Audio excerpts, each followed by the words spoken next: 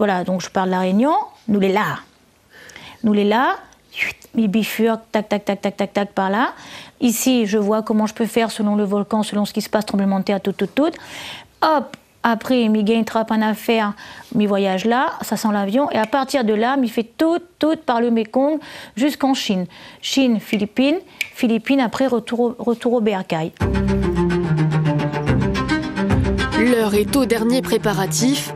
Le départ est imminent pour Lilou, qui s'apprête à s'envoler pour un voyage de 3 mois à travers l'Asie. Faire découvrir la Réunion à l'international et créer de l'échange. Donc aller voir les habitants, aller voir avec eux directement comment on peut apprendre à tresser du bambou, parce qu'à la Réunion on ne tresse pas vraiment le bambou.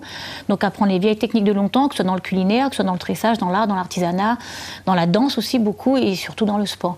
Donc moi mon but c'est vraiment de créer une interférence avec une cohésion avec tous ces peuples-là que je vais rencontrer. Au cours de ce périple extraordinaire, la globe-trotteuse pays souhaite une nouvelle fois repousser ses limites en allant là où peu de gens s'aventurent.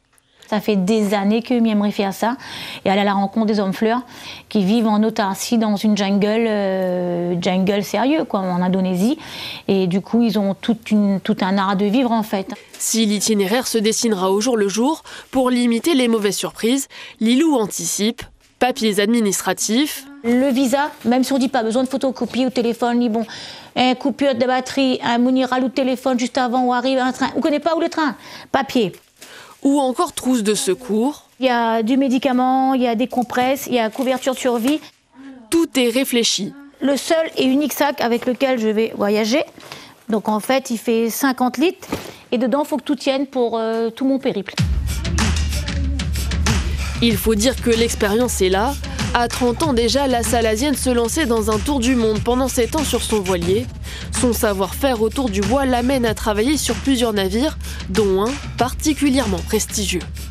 Moi, à travailler sur le Souris, un yacht, c'est un super yacht en fait, il y a des catégories de yachts. Donc le super, tu vois, c'était le yacht Souris donc de Tom Cruise. Donc du coup, on a fabriqué la piste d'hélicoptère de ce bateau-là.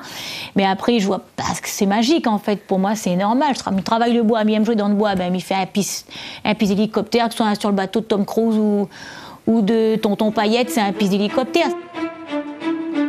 À 44 ans, cette aventurière invétérée espère revenir de ce nouveau voyage la tête remplie de souvenirs et d'anecdotes.